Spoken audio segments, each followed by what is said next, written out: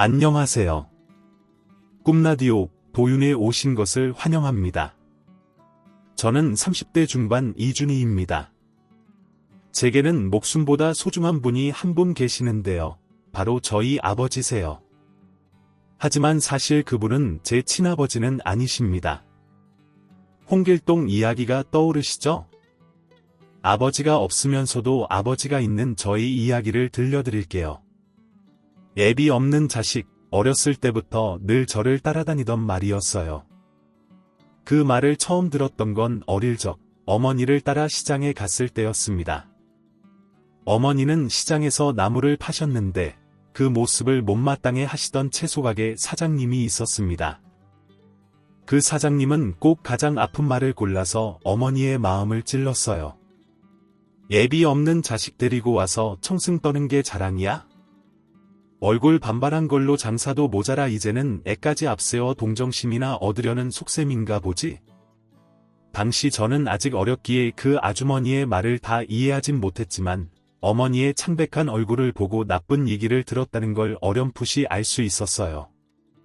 그날 저녁 집으로 돌아오는 길에 저는 어쩐지 시무룩해져서 어머니께 물었어요.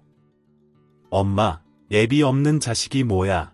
그때 어머니는 제 손을 꽉 잡으시며 살짝 긴장하셨던 기억이 나요. 우리 준희, 그런 말은 신경 쓰지 마. 그 말은 엄마가 준희를 더 많이 사랑해줘야 한다는 뜻이야. 어머니는 애써 미소를 지으시며 말씀하셨어요. 그러나 저는 포기하지 않고 다시 물었어요. 엄마, 그건 나쁜 말이지? 아까 엄마도 울려고 했잖아. 어머니는 무릎을 굽히시고 제 눈을 마주보며 조용히 말씀하셨습니다. 그래, 준희야. 아까 그 말은 좋은 말은 아니었어. 하지만 엄마가 앞으로 더 노력해서 준희가 그런 말을 다시는 듣지 않도록 지켜줄게. 그러니까 우리 꼬맹이는 너무 걱정하지 마, 알았지? 응, 나도 엄마 지켜줄래. 그럴래? 어이구. 우리 준이 언제 이렇게 훌쩍 컸어? 엄마 너무 든든한데. 기분이다. 우리 오늘 저녁에 문어 소시지 만들어 먹을까? 문어 소시지 좋아. 엄마, 나 너무 좋아. 그럼 집까지 누가 더 먼저 도착하나 내기하는 거야. 이긴 사람이 소시지 10개 먹기. 자, 준비. 땅. 저는 어머니의 구호와 함께 쏜살같이 뛰어나갔습니다. 한참을 달리다 문득 뒤를 돌아보니 어머니는 여전히 그 자리에 서서 저를 보며 웃고 계셨습니다. 저도 그런 어머니에게 손을 흔들며 환하게 웃어 보였습니다. 우리 가족은 그렇게 서로에게 의지하며 힘들지만 따뜻한 나날을 보냈습니다. 어머니는 어떤 상황에서도 저를 웃게 만드는 마법 같은 힘을 가지고 계셨고 철없던 저는 그런 날들이 언제까지나 계속될 거라고 믿었습니다. 시간이 흘러 저는 초등학교에 입학하게 되었습니다. 그런데 초등학교에 가니 아버지가 필요한 순간들이 부쩍 많아지더군요. 운동회에서 아빠들의 계주 경기를 할 때나 학부모 공개 수업 때 저는 아버지가 있는 친구들이 너무 부러웠습니다. 초등학교에 입학하며 열심히 공부하고 엄마 말 잘 듣는 착한 어린이가 되겠다. 고 큰 소리쳤던 저는 어느새 사라지고 삐뚤어진 10살짜리 어린이가 되어버렸죠. 사소한 일에도 어머니께 떼를 쓰고 심지어 어머니를 창피하게 여기기도 했습니다. 그러던 어느 날 저는 제 인생에서 두고두고 후회할 말을 어머니께 뱉어버렸습니다. 그날은 갑자기 비가 내렸습니다. 예고도 없이 내린 비였기에 당연히 우산을 챙기지 않았죠. 집에 갈 때쯤이면 비가 그치겠지라고 생각했지만 비는 계속해서 내렸습니다. 심란한 마음으로 교실에서 나오니 저 멀리 교문 밖에는 알록달록 예쁜 우산을 쓰고 친구들을 마중 나온 부모님들이 서 있더군요. 혹시나 하는 마음에 저는 목을 길게 빼고 어머니를 찾았습니다. 당연히 어머니는 보이지 않았습니다. 비닐하우스 없는 떼약볕에서 일하시는 어머니는 갑작스럽게 내리는 비의 나물들을 정리하느라 정신없이 바쁘셨을 테니까요. 그걸 알면서도 저는 화가 났습니다. 친구들은 하나둘 부모님의 손을 잡고 집으로 가고 교문에 우두커니 서 있는 제 모습이 너무 창피하게 느껴졌습니다. 그때 제 앞에 멋진 검은색 세단이 멈췄습니다. 그러자 같은 반 녀석 하나가 냉큼 그 차로 뛰어가며 소리쳤습니다. 아빠, 왜 이제 와? 나 한참 기다렸잖아. 어이구, 미안. 우리 아들 오래 기다렸어. 차 문이 열리자 다정한 얼굴로 웃는 친구 아빠의 모습이 보였고 저도 모르게 그쪽을 쳐다보다가 눈이 마주치고 말았습니다. 승민이 친구니? 우산 없어? 아저씨 차 타고 같이 갈래? 그분은 저에게도 다정하게 말을 걸어주셨습니다. 그런데 이상하게도 심술이 난 저는 이렇게 대답했죠. 괜찮아요. 저도 부모님께서 데리러 오실 거예요.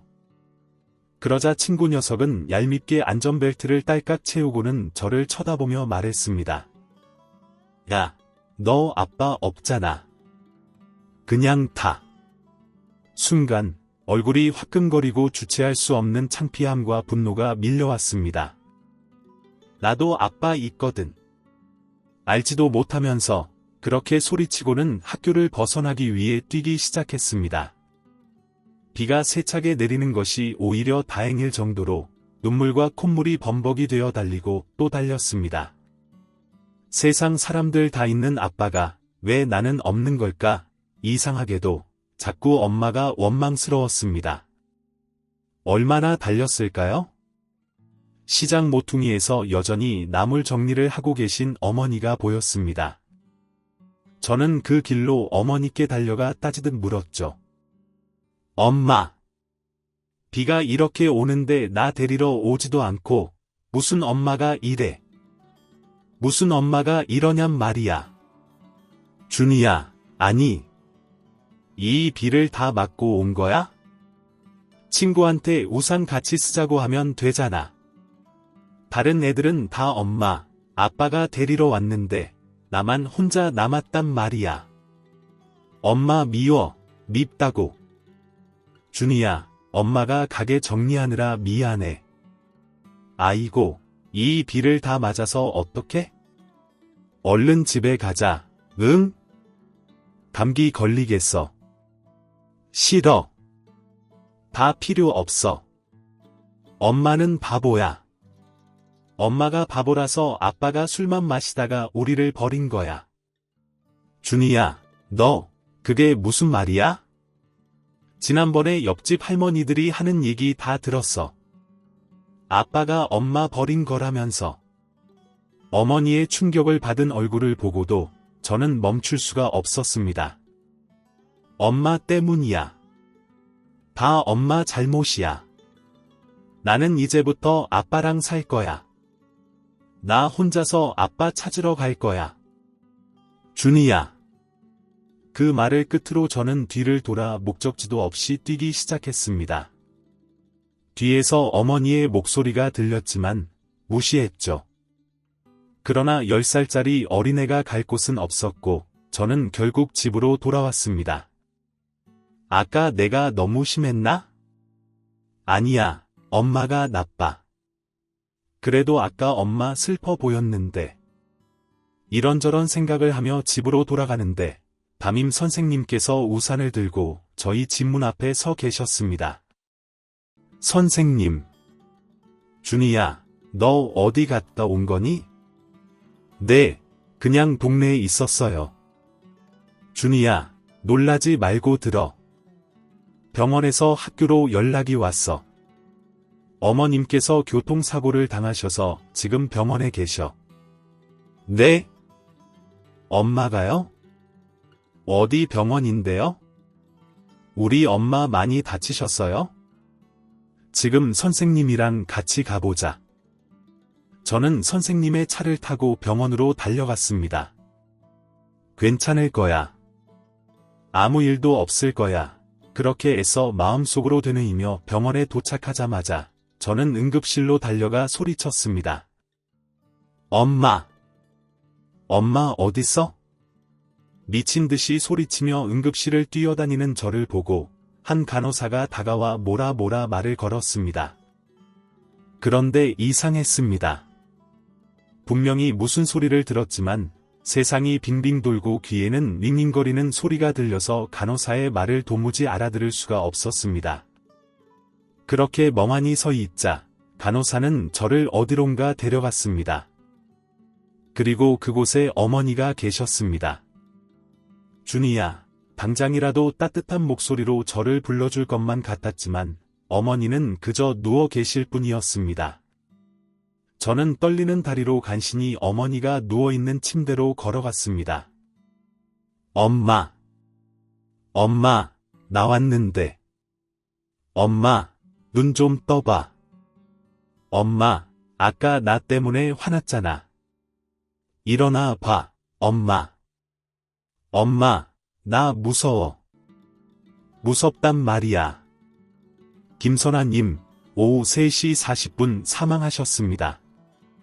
의사가 제 옆에서 울고 있는 저에게 담담하게 설명을 해주셨습니다. 그러나 저는 믿을 수가 없었습니다.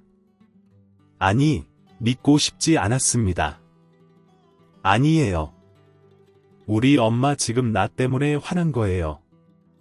아까 전에 제가 엄마한테 화냈어요. 그래서 엄마가 지금 나한테 화풀려고 눈을 안 뜨는 거예요. 엄마, 이제 그만 화풀어. 눈 좀 떠봐. 엄마, 나만 두고 가면 어떡해? 나 혼자 어떻게 해, 엄마. 엄마. 저는 아무 소용없는 줄 알면서도 어머니의 손을 붙잡고 울부짖었습니다. 방금 전까지만 해도 같이 있었는데 어머니의 손이 너무 차가웠습니다. 언제나 따뜻했던 어머니의 손이 아니었습니다. 겨우 10살의 상주가 되어 장례식장에 앉아 있어도 믿기지가 않았습니다. 모든 게 거짓말처럼 느껴졌습니다. 장례식장에는 많지 않은 어머니의 친척들과 지인들이 모여 있었습니다. 글쎄, 트럭이 오는 줄도 모르고 길을 건너다가 그만 사고가 났다지 뭐야. 잠자는 사람이 왜 그랬대? 아이고, 참 안타깝기도 하고. 그 애비의 그 자식이지 뭐, 지 애비도 술만 마시고 사람을 괴롭히더니.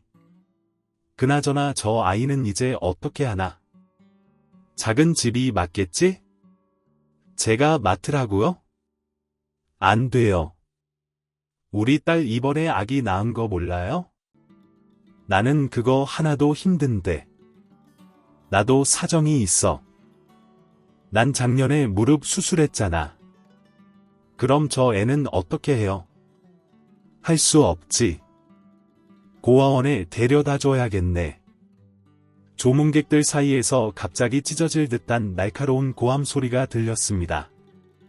돌아보니 덥수룩한 머리에 수염이 덮인 한 아저씨가 있었습니다. 아니, 넌 선호 아니냐? 폐가 망신했다는 소문은 들었지만 이게 얼마만이냐? 어른들의 인사에도 아저씨는 저를 뚫어지게 바라보았습니다. 그 아저씨는 바로 제 삼촌이었습니다. 어머니의 남동생이었습니다. 준이야, 이제부터 너 나랑 살자. 삼촌은 어머니의 영정사진 앞에 국화꽃을 올리고는 조용히 말했습니다. 누님, 못난 동생이 이제야 찾아왔어요. 준이는 제가 책임지고 키울 테니 걱정하지 말고 편히 가요. 그렇게 말한 뒤 삼촌은 조용히 제 옆에 앉았습니다. 그 후로 삼촌은 한 번도 제 옆을 떠나지 않았고 장례가 끝난 후부터 저와 삼촌의 동거가 시작되었습니다. 친척들이 말하던 것처럼 삼촌은 폐가 망신한 상태였습니다. 삼촌이 살고 있던 집은 서울에 아직 이런 집이 있나 싶을 정도로 낡고 허름한 판잣집이었죠. 가장 고역이었던 것은 화장실이었습니다. 삼촌의 집 안에는 화장실이 없었고 집 밖에 푸세식 화장실이 있었는데 그곳에는 전구도 제대로 달려있지 않아서 밤에 화장실에 가려면 후레쉬를 들고 나가야 했습니다. 저는 그게 너무 무서워서 애국가를 부르며 용변을 보곤 했습니다. 때로는 후레쉬 불빛에 나뭇가지라도 비치면 깜짝 놀라 아침까지 참고 버티기도 했습니다. 어머니께서는 삼촌이 대학도 가고 좋은 회사에 다닌다고 말씀하셨는데 도대체 어떻게 삼촌이 이렇게 되었는지 저는 이해할 수가 없었습니다.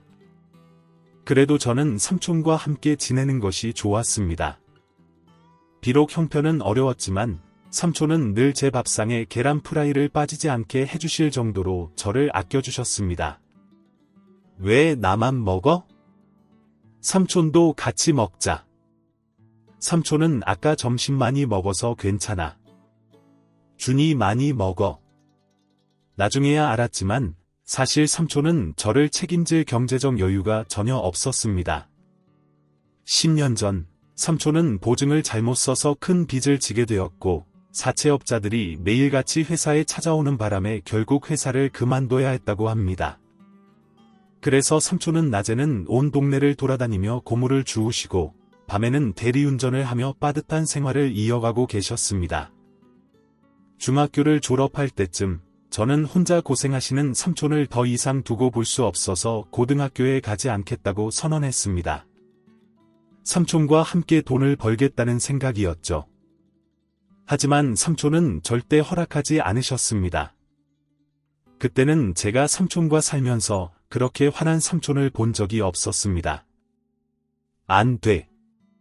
삼촌의 노기가 가득한 목소리에 저절로 몸이 움츠러들었지만 저는 물러설 수 없었습니다. 하지만 삼촌, 고등학교는 중학교랑 달라요. 교복도 너무 비싸고 문제집에 학원비까지. 우리 같이 일하면 좋잖아요. 준이야, 그만해. 내 뒷바라지는 삼촌이 해. 넌 아무 걱정하지 말고 공부만 해. 이건 누님 앞에서 한 약속이야. 이 문제는 다시 꺼내지 않았으면 좋겠다. 삼촌의 단호한 태도에 저는 더 이상 말문을 열 수 없었습니다. 고등학교 입학식 날, 교복을 입고 집을 나서던 저를 보며 삼촌은 더없이 행복한 얼굴로 웃고 계셨습니다. 그 모습을 보며 저는 다짐했습니다. 꼭 열심히 공부해서 성공할 거야. 그래서 삼촌께 보답할 거야. 그날 이후로 저는 공부에만 전념했습니다. 매일 새벽 2시까지 공부하고 6시에 일어나 다시 책상에 앉았습니다. 삼촌을 돕는 길은 이 길밖에 없다. 그렇게 저는 제 자신을 몰아붙였습니다. 그러던 어느 날 갑자기 눈앞이 핑 돌더니 코피가 터져 나왔습니다. 맹목적으로 돌진만 하다 탈이 난 거였습니다. 이대로는 안 되겠다 싶어서 저는 체력 향상을 위해 아침 운동을 계획했습니다. 2시에 자고 6시에 일어나되 6시에 학교 운동장을 1시간 뛰고 오는 것이었죠. 모처럼 새벽 공기를 맡으며 아무도 없는 학교에 들어서자 어쩐지 으스스함이 느껴졌습니다. 그런데 가만 보니 운동장에는 이미 제 또래 누군가 와서 달래기를 하고 있었습니다. 누구지 생각하며 가까이 다가가 보니 그 친구는 우리 학교 야구부의 유명한 선수였습니다. 운동선수라서 아침부터 운동하는구나. 그래도 쟤라도 있으니 조금 덜 무섭네. 그렇게 생각하고 저도 그 친구의 달리기에 합류했죠. 그렇게 1달, 2달, 3달이 되던 어느 날 그 친구가 말을 걸어왔습니다. 너 제법 근성이 있다. 뭐 너 걔잖아. 사반 재수 없는 놈 뭐라고 대뜸 말을 걸더니 하는 얘기가 욕이라니 저는 어처구니가 없는데 그 친구는 빙글빙글 웃으며 말을 이어갔습니다. 미안 애들이 다 그러더라고 반해서 아무랑도 말 안 웃었고 혼자 정신 나간 놈처럼 공부만 한다고 말 걸면 시끄럽다고나 하고 말이지. 그래서 내가 보태준 거 있냐 제가 눈을 치켜뜨고 묻자 그 친구는 어깨를 으쓱하더니 이렇게 말했습니다. 아니 없지. 근데 너 대단하다. 이 새벽에 난 솔직히 너 하루 이틀 나오다가 그만둘 줄 알았거든. 나야 선수니까 운동한다지만 넌 왜 이 꼭두 새벽부터 이러고 있냐 체력 키우려고 체력 좀 붙으면 공부 좀 더 많이 할 수 있을까 하고 제 대답에 그 친구는 질렸다는 표정을 짓더니 이내 낄낄 웃었습니다. 야, 그럼 그렇게 무조건 뛰면 안 돼. 이 형님이 이제부터 한 수 전수해주지. 나 최경호야. 너 내 이름도 모르지. 사실이어서 살짝 뻘쭘해하는 제게. 경호원은 활짝 웃으며 손을 내밀었고 저도 손을 맞잡으며 말했습니다.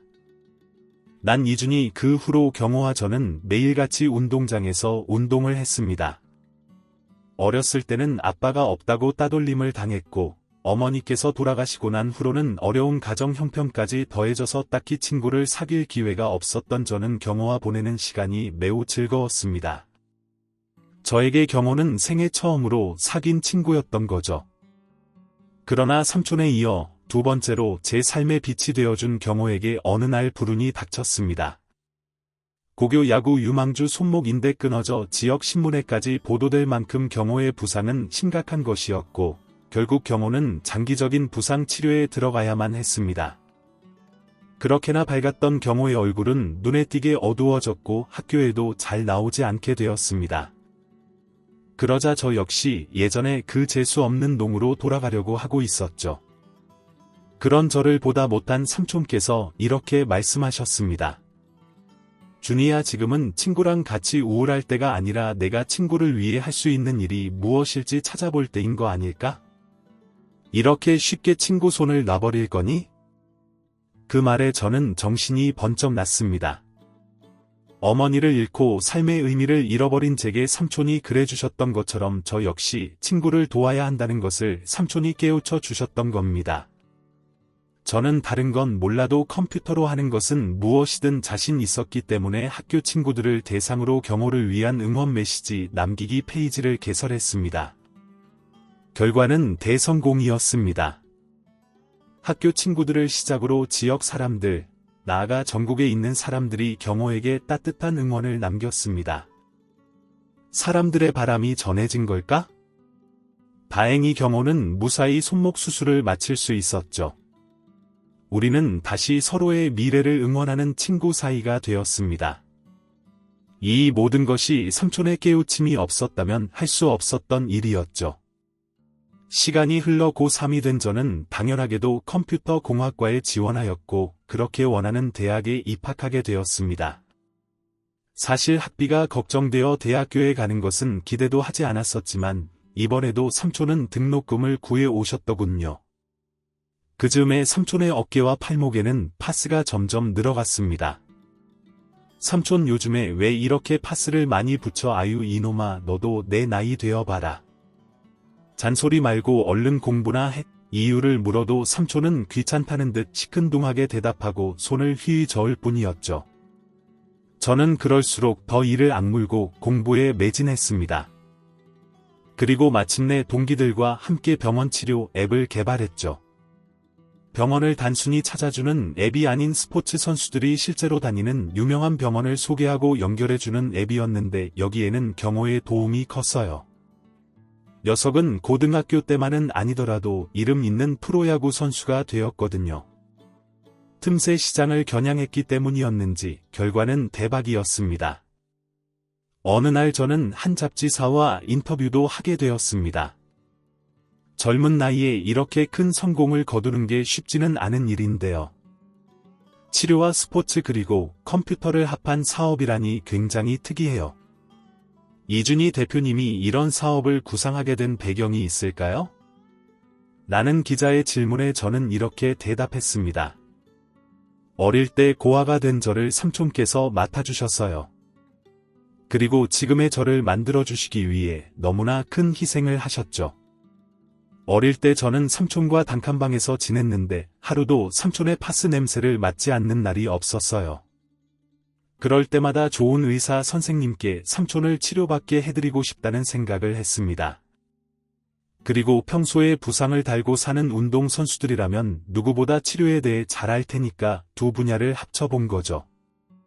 결국 삼촌분께서 영감을 주셨다는 말씀이시네요. 맞습니다. 제가 개발한 이 앱과 함께 제 삼촌이 또 다른 많은 환자분들이 고통에서 벗어나시길 바랍니다. 인터뷰를 한 직후 제가 개발한 앱은 효자가 만들었다더라며 사람들에게 더 많은 관심을 받게 되었습니다. 그리고 엄청난 금액으로 대기업에 매각할 수 있었죠. 전또가 유망한 사업을 왜 그렇게 쉽게 남의 손에 넘기는지 사람들은 궁금해했습니다. 그럴 때마다 저는 이렇게 대답했죠. 더 늦기 전에 해야 할 일이 있어서요. 그렇게 제 수중에는 상상도 하지 못할 어마어마하게 큰 돈이 들어오게 되었습니다. 제가 이 돈으로 무엇을 했냐고요? 답은 아마 여러분도 예상하시리라 생각합니다. 삼촌 이거 받아요.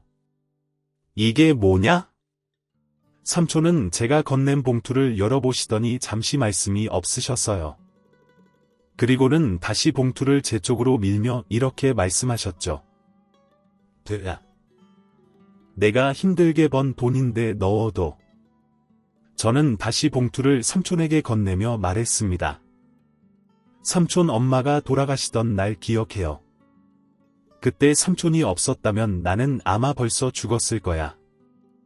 그날 갑자기 비가 주룩주룩 오는데 나는 우산이 없었거든.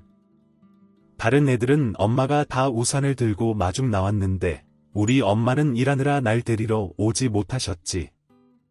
근데 난 그게 왜 그렇게 화가 나던지. 엄마한테 소리 지르고 대들었어. 엄마가 밉다고.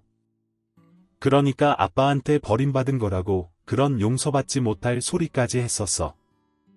그런데도 엄마는 울면서 뛰쳐나간 나를 찾겠다고 빗속을 헤매시다가 그렇게 돌아가신 거야. 평소에는 절대 무단횡단 같은 거 하지 않으셨는데 결국 엄마를 죽인 건 나야. 그런 나를 천하에 못돼 먹은 나를 삼촌이 살렸어. 삼촌은 나에게 처음으로 친구를 사귀는 법, 가족을 아끼는 법을 알려준 사람이야.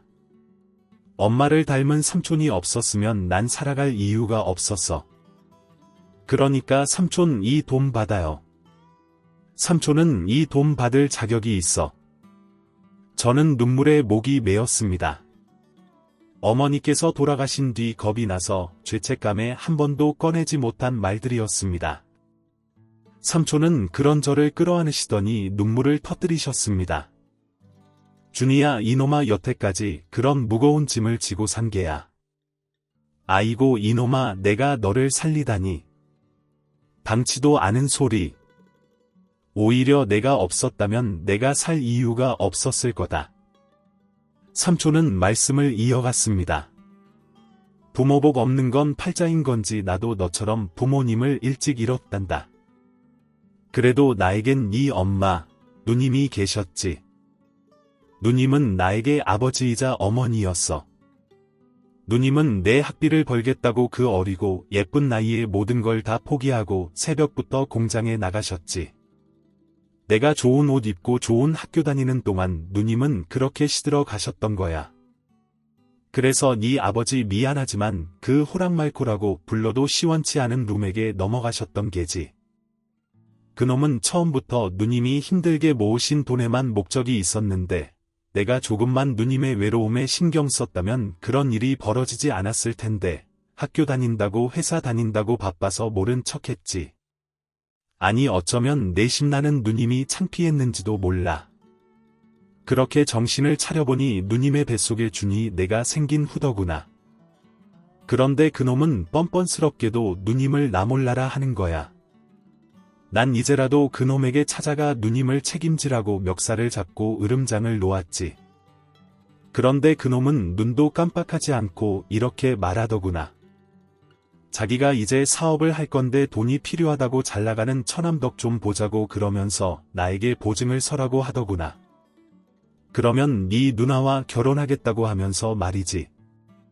그래 나한테는 선택지가 없는 일이었어. 누님을 위해서라면 마다할 일은 아니었지. 그런데 보증을 서자마자 그놈은 도망가 버리더구나. 집은 넘어가고 사채업자들은 날마다 회사로 찾아오고 그래서 난 회사로 도망치듯 그만두고 그놈을 찾아 나섰지. 돈도 돈이지만 홀로 남은 누님과 너를 위해서기도 했어.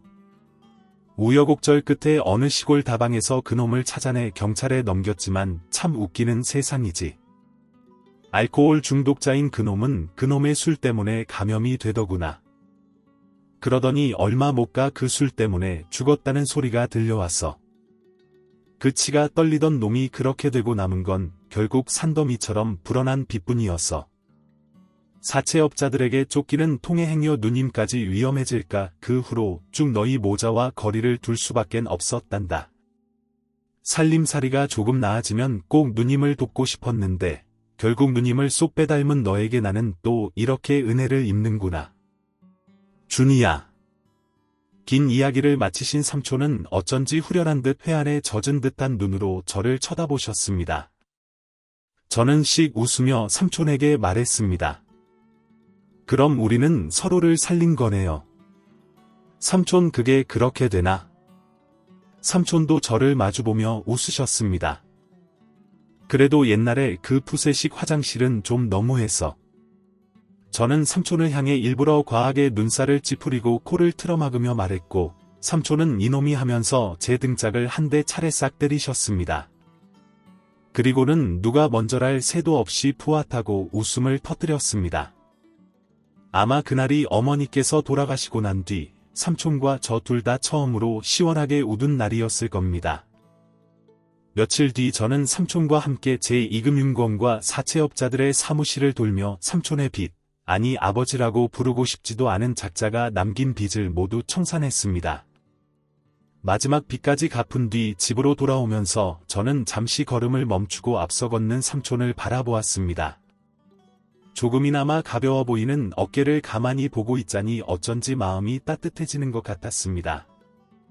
그리고 그 어린 날 문어 소시지 10개를 먹겠다고 달려가는 제 뒷모습을 하염없이 바라보시던 어머니의 마음이 이런 거였을까 하는 생각을 하게 되었죠.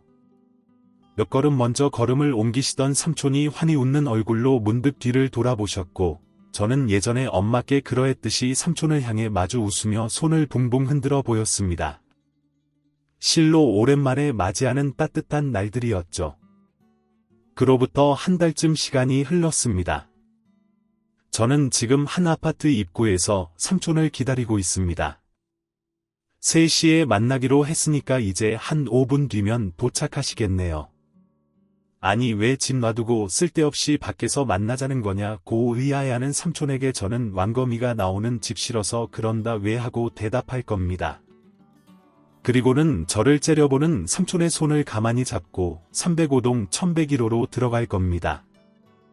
그리고 햇살이 제일 잘 들어오는 방문을 열고 삼촌께 이렇게 이야기할 거예요. 여기가 이제부터 우리가 함께 살 새 집이라고 그리고 이 방이 아빠 방이라고 아마 삼촌은 아니 아빠는 깜짝 놀라시겠죠. 무뚝뚝하지만 마음 여린 우리 아빠 또 오실지도 모르겠네요. 그래도 많이 기뻐하시겠죠. 벌써부터 떨리네요. 여러분께서도 저와 삼촌, 아니 우리 아빠와의 새 출발을 응원해주세요.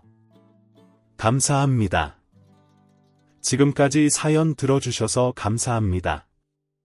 사연이 재미있으셨다면 구독과 좋아요를 눌러주세요. 감사합니다. 안녕히 계세요.